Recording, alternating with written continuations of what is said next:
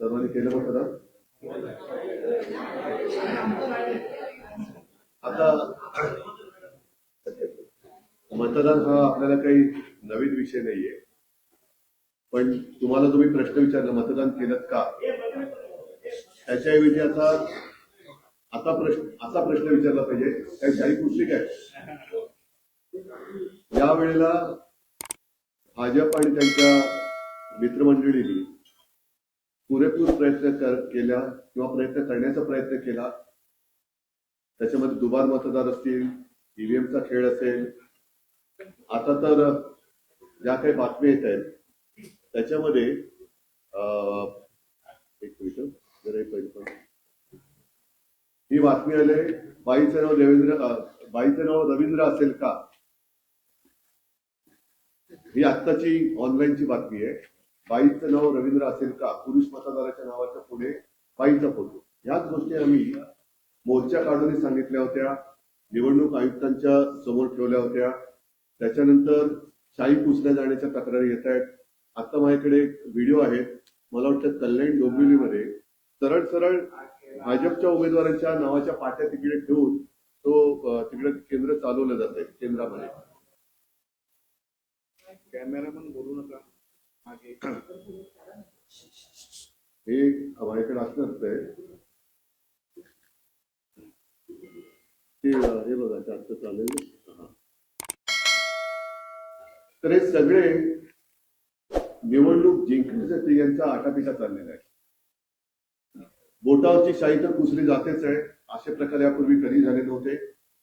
साधारणतः मतदान मी करून आल्यानंतर मला तिथेच आपल्या लोकांनी बाईट घेतला आणि मी प्रश्न असा विचारला होता की नेमकं निवडणूक आयोग आणि निवडणूक आयुक्त हे कसले पैसे, म्हणजे पगार कसला खातायत. 365 दिवस वर्षाचे आणि आता या महापालिकेच्या निवडणुका 4 वर्षानंतर म्हणजे एकूण 9 वर्षानंतर होत आहेत. गेल्या वर्षी लोकसभा निवडणुका झाल्या, विधानसभा निवडणुका झाल्या. मतदार याद्यांमध्ये त्याच्यामध्ये नवीन मतदार येत असतात, काही जुने जात असतात, पण त्याच्यात कुठेही सुधारणा अशी काही दिसत नाहीये. तर मग नेमकं निवडणूक आयुक्त हे कसले पैसे खात आहेत. आता ही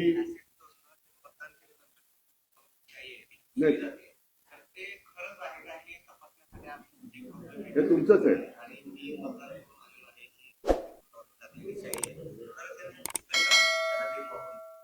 तर अशा या बोटावरच्या शाही पुसल्या जाण्याच्या तक्रारी येत आहेत. नंतर ती एक दुसरी एक क्लिप आहे बघा, त्या भाजपच्या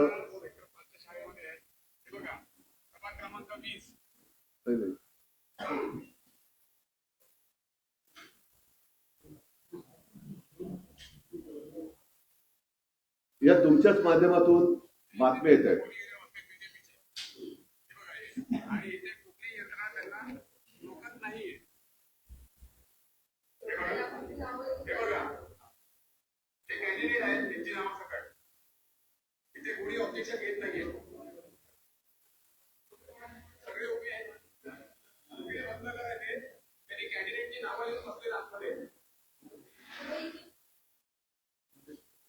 या तुमच्याच माध्यमातून आम्ही बातम्या बघतो. आणखीन एक पत्र माझ्याकडे आहे. साधारणतः मतदानाचा दिवस आणि मतमोजणीचा दिवस हे 2 वेगळे दिवस असतात. फार पूर्वी मतदान झाल्यानंतर तत्काळ मतमोजणीला सुरुवात व्हायची आणि मध्यरात्री किंवा दुसऱ्या दिवशी पहाटेपर्यंत मतमोजणीचे निकाल जाहीर व्हायचे. जोपर्यंत मतदान होत नाही तोपर्यंत मतपेट्या उघडल्या जात नाही. मग त्याच्यामध्ये पोस्टल सुद्धा आल्या. आता ह्याच्यामध्ये निवडणूक निर्णय अधिकारी प्रभाग क्रमांक 200 ते 206 यांचे 8/1/2024 पत्र मतमोजणीच्या दिवशी मतमोजणी सुरळीत पार पाडण्याकरता उक्त दिनांकास झालेले टपाली मतदान हे मतदानाचा लिफाफा तपासून वगैरे खूप मोठे आहे. त्यांनी आज दिनांक 15/1/2024 रोजी दुपारी 3 वाजता सदर टपाली मतपत्रिकेच्या पेट्या स्ट्रॉंग रूम मधून बाहेर काढण्यात येणार आहेत. तरी त्याकरता आपण किंवा आपल्या टपाली मतपत्रिकेकरिता नेमणूक केलेला प्रतिनिधी यांना वरील नमूद वेळेत उपस्थित राहण्याकरता आपले स्तरावरून सूचना देण्यात याव्या. हे काय चाललेलं आहे, म्हणजे कोणत्या प्रकार किंवा कसली लोकशाही आहे. म्हणजे मला आणखीन एक मेसेज असा आला की संविधान म्हणते मतदान करा आणि निवडणूक आयोग म्हणते करूनच दाखवा. तर निवडणूक आयोग किंवा आयुक्त जे मुख्यमंत्री असं म्हणाले तसं तुमच्या माध्यमातून कळलं मला की रडीचा डाव खेळतायत. पण मग मुख्यमंत्री त्यांची घरगडी निवडणूक आयुक्त म्हणून नेमणूक करतायत का? की निवडणूक आयुक्तांना काही कामच नाहीये? हा सगळा प्रकार जो चाललेला आहे, धाक दपटशांचाही प्रकार करून पाहिला, त्याच्यानंतर पैसे वाटपाचा प्रकार करून पाहिला, तेही उघडकीस आलंय. यावेळेला सोशल मीडियातून बऱ्याच गोष्टी उघड झालेल्या आहेत. टीव्ही चॅनल मधून सुद्धा बऱ्याच गोष्टी उघडकीस आलेल्या आहेत. अगदी मी परवा ठाण्याला गेलो होतो आणि मी आणि राज आमच्या उमेदवारांना सुद्धा कोटी कोटींची ऑफर करून त्यांची उमेदवारी मागे घेण्यासाठी प्रयत्न करण्यात आला. म्हणजे सगळ्या साम दाम दंड भेद एवढी का कशासाठी सुटली यांना? का एवढी तुम्हाला ही महापालिकेची निवडणूक, नगर परिषदेच्या निवडणुका, म्हणजे मला असं वाटतं की यांच्याकडे महायुतीकडे कर्तृत्व काही नाहीये म्हणून वाटेल ते करा. तिकडे गणेश नाईकांकडे त्यांचं मतदान केंद्रच फरार झालं. म्हणजे टांगा आहे की नाही जागेवर मला माहित नाही, पण मतदान केंद्र फरार. त्यांच्या टांगा दुखल्या फिरून फिरून, या मतदान केंद्रात गेले इकडे नाही, त्या मतदान केंद्रात 4 तास लागले त्यांना. म्हणजे हे मंत्र्याची हालत आहे. टांगा दुखल्या, केंद्र फरार. टांगा पलटी नाही झालं, पण त्यांच्या खेट्यावरून टांगा दुखल्या. आता डोक्यावर हात मारावा की पाय चेपत बसावे, हा गणेश नाईकांचा पुढचा प्रश्न असेल. पण ह्या सगळ्या गोष्टीवर इलाज करत असेल तर मला असं वाटतं निवडणूक आयुक्तांना तत्काळ निलंबित करून त्यांच्यावरती कारवाई केली पाहिजे. कारण हे बसल्या जागी फुकटचा जनतेचा पैसा खातायत आणि सत्ताधाऱ्यांची लाचारी करतायत, असंच मला नाईलाजाने म्हणावं.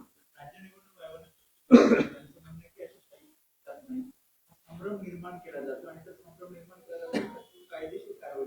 बरं, आता मी सांगितलं की ते काय त्याचं नाव रवींद्रच्या नाव पण बाईचा फोटो, ते काय? मग त्यांची ओळखच पुसल्यात तिकडे. गणेश नाईकांचं मतदान केंद्र फरार आहे. अनेक ठिकाणी, काही ठिकाणी म्हणजे ठाण्यामध्ये मला अशी तक्रार आली की तिकडे कोणी मार्गदर्शन करायलाच नाहीये कोणाचं मतदान कुठे आहे.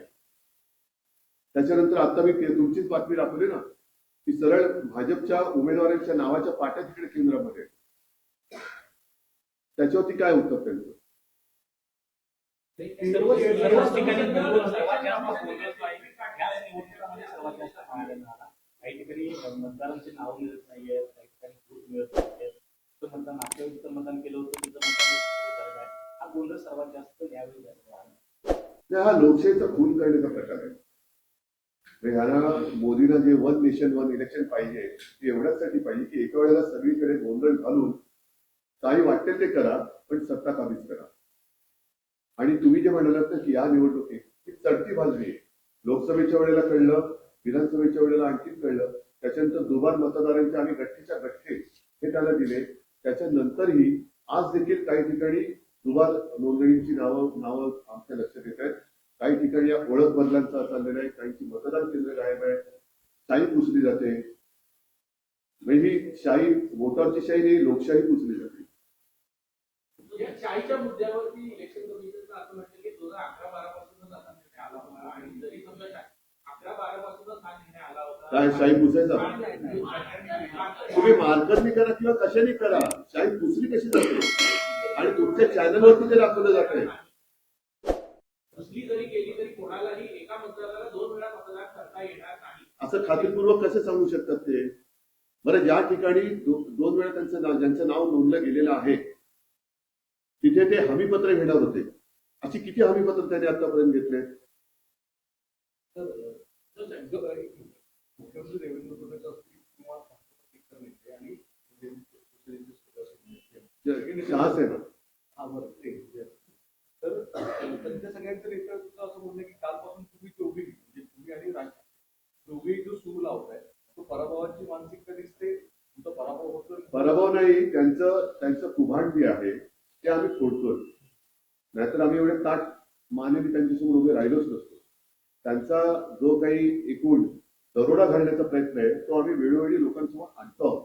मग ते दुबार मतदार असेल, भाग दपटचे असेल, पैसे वाटताना त्यांचीच लोक पकडलेत, त्यांनी एकमेकाची लोक पकडलेत. पराभवाची कारणं तयार होत आहे. त्यांच्या पराभवाची कारण कारण ते हारलेले आहेत. देवेंद्र फडणवीस आणि त्यांची सगळी कंपनी ती हारलेली आहे. हारलेल्या मानसिकतेमुळे त्यांना हे असले गैरप्रकार करावे लागतात. नाहीतर जा ना लोकांसमोर जसे आम्ही जातो तशी. काही ठिकाणी काही ठिकाणी एका सोसायटीचे दुसऱ्या प्रभागाच्या मतदानामध्ये नाव आहे त्या मतदारांकडे नाही ते कळलं. शेवटचं काय बोललं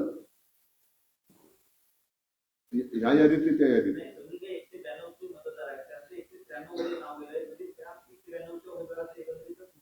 उमेदवारांचं भवितव्य नंतर पहिलं मतदाराचा अधिकार. मी जे म्हटलं ना की संविधान म्हणते मतदान करा, निवडणूक आयोग म्हणते करूनच दाखवा, असा प्रकार आहे. म्हणजे हा संविधान विरोधी निवडणूक आयोग आहे. त्याच्यामुळे आयुक्तांवरती तर कारवाई झालीच पाहिजे. आणि त्यांचा संपूर्ण स्टाफ हा रोज काय करतो याचा आता छडा लावावा लागेल. कारण हे बसल्या जागी पगार खात आहेत. त्यांच्या कार्यालयात आता राजकीय पक्षांचे प्रतिनिधी नाहीतर आम्हाला ठेवावे लागतील आणि तुमचा रोजचा लेखाजोखा हा जनतेपुढे आणावा लागेल. आज काय केलं, नुसते बसतायत, काय करतायत. एवढ्या वर्षानंतर सुद्धा एवढे दिवस होऊन सुद्धा तुमच्याकडे साधी नोंदणी नाहीये मतदारांची. आपण कोर्टात जाणार काय कोर्ट वगैरे सोडा, आजचं काय करायचं. कारण हा प्रश्न त्याला काय माहितीये की पुढे काय कोर्टात गेले की 4-5 वर्ष चालू आहे आपलं. राज्य निवडणूक आयोगावर कारवाई करायची का बीएमसी आयुक्तांवर. ते मी पूर्ण आयोग म्हणतोय. जर याच्यात आयुक्तांची जबाबदारी असेल तर आयुक्तांवरती पण खाली असेल. ते जे आयोग असतील, आयुक्त असतील, त्या आयुक्तालयाची माणसं असतील, जे कोणी असतील, मग त्याच्यात महापालिका आयुक्त असतील तर त्यांच्यावर सुद्धा, निवडणूक आयुक्त असतील तर त्यांच्यावर सुद्धा या सगळ्यांवरती कारवाई झाली पाहिजे. कारण तुम्ही लोकशाही मागता. महापालिकेचं असं म्हणणं आहे हा जो संपूर्ण किट येतो मतदानाच्या प्रक्रिया राबवण्याचा तो राज्य निवडणूक आयोगाकडून आलेला आहे. मग आता यांना उत्तर द्या ना तुम्ही, जे त्यांनी आता मला प्रश्न विचारला. म्हणतात की 150 जास्त जागा आम्ही जिंकू. ते सोडा, आजचं पहिलं मतदानाचं बोला.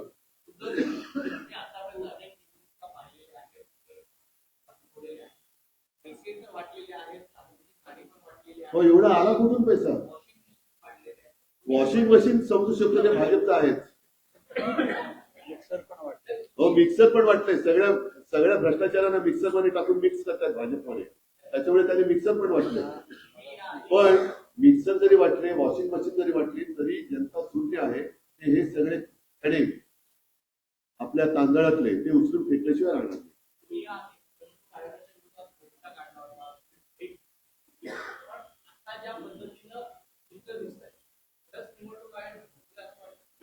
झोपेचं ढोंग करते. तुम्ही मतदान केलं मतदान केलं काही जाते.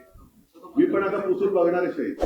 पण एक आहे, मी काही दुबार मतदान, एक तर माझं कुठे नाव नाहीये, त्याच्यामुळे दुबार मतदान करायला जात नाही. हा प्रश्न गंभीर आहे, तो गांभीर्याने घेतला पाहिजे. टीव्ही चॅनलवरती सुद्धा काही रिपोर्टर मला त्यांना खास धन्यवाद द्यायचे की ते स्वतः डेमो देत आहेत शाही पुसण्याचं. आणि हे एवढं जर का डळडळीत सत्य, बोटावरची शाही जाते हे सत्य देवेंद्र फडणवीस आणि आयुक्त किंवा निवडणूक आयोग नाकारत असेल म्हणजे यांची मिलीभगत आहे. ठीक आहे, चला तरी सुद्धा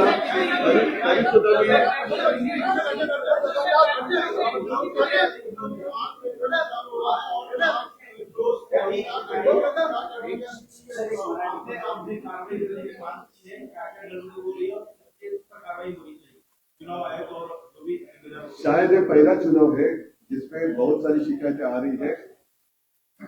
मतदान के बाद जो इंक लगाई जाती है तुरंत वो निकाली जा सकती है. ये तो गंभीर है. और ये मुझे कुछ फोन भी आए और आपके टीवी चैनल पर मैंने देखा भी. इसका मतलब ये है कि चुनाव आयोग, और अगर मैं आरोप लगाऊं कि सत्ताधारी पक्ष है उनकी मिलीभगत है. बहुत सारे मतदाता ऐसे हैं कि उनका नाम उनको ढूंढना पड़ रहा है किस मतदार यादी में है. और स्वयं गणेश नाइक जिन्होंने कहा था कि टांगा पलटी थोड़ा फरार का है, तो उनका मतदान केंद्र ही फरार हुआ है. तो ये बहुत सारी गड़बड़ी इस बार दिखाई दे रही है. और अभी अभी मैंने एक लेटर प्राप्त हुआ है। हाँ, ये देखो, सॅनिटायझर वापरून ये बांद्रा में हुआ है।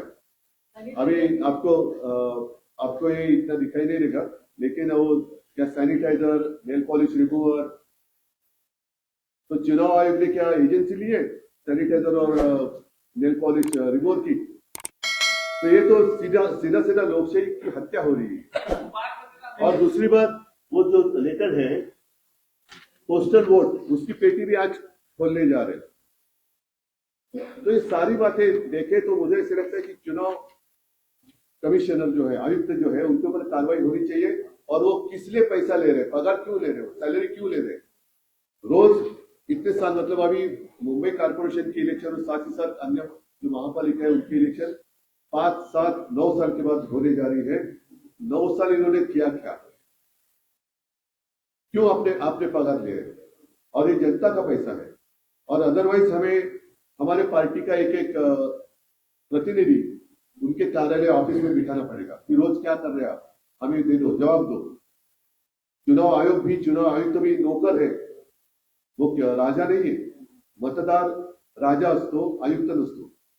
ठीक आहे, तरी सुद्धा मी सर्व जिथे निवडणुका सुरू आहेत तिथल्या सर्व मतदारांना खास करून विनंती करेन की प्रचंड संख्येने आपण बाहेर पडा आणि लोकशाहीचा खून करण्याचा जो प्रयत्न होतोय त्या प्रयत्नाचा खून करा, आपला मतदानाचा अधिकार बजावा आणि कुंड भ्रष्ट यांच्याकडे आपलं जीवन सोपवू नका। सगळ्यांना धन्यवाद। जय हिंद, जय महाराष्ट्र।